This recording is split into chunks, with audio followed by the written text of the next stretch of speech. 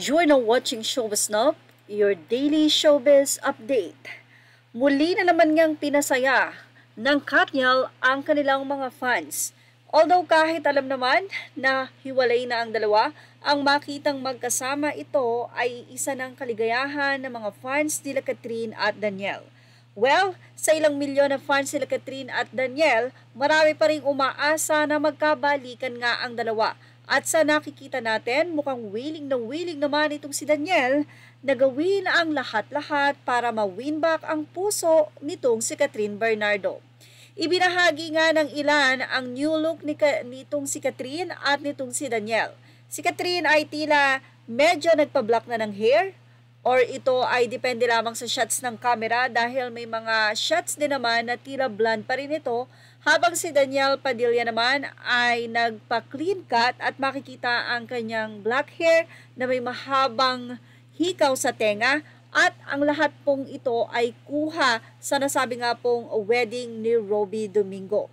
Marami ngang mga netizen ang masaya.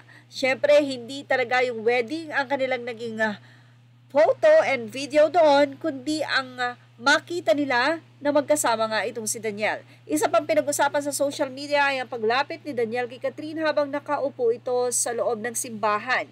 Nag-uusap ang dalawa at kitang-kita na medyo matagal ang kanilang pag-uusap. Ang tanong, ano nga kaya ang tinatanong ni Daniel kay Catherine, at tila napapangisi ang dalaga? Well, nito nga pong New Year ay parehong nagbahagi itong si Catherine Bernardo ng kanilang getaway sa nasabi nga pong bagong taon.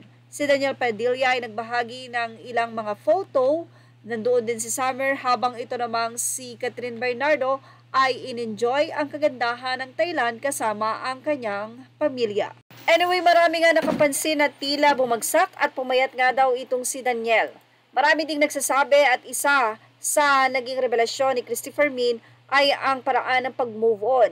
Kung nag-move on nga ba at gustong kalimutan ni Daniel si Catherine. Ayon sa kanila ay madalas nga daw napapainom ang aktor. Pero mukhang wala naman itong katotohanan. Dahil sigurado na kinakailangan ni Daniel ang ganitong katawan sapagkat mayroon siyang movie ng Mapagod si Kamatayan. Kung di tayo nagkakamali sa title, paki-comment po kung tama tayo. Samantalang ganun din naman ang kanyang ex-girlfriend na si Catherine Bernardo. Sa namataan ng mga fans ay nakikita nila na malaki ang pag-asang magkabalikan nga ang dalawa dahil napaka-very civil naman ni Catherine at Daniel. Ang tanong kung nagkikita ba o nagte-text ba ang dalawa in private o talagang ang pagkikita nila ay pag may mga event na lang na pagkakataong ganito na nagkakasama sila. Well, ano po masasay nyo about dito? Ilagay na ang inyong opinion sa ating comment section. Images are all credit to the rightful owners, and thank you for watching Showbiz Now.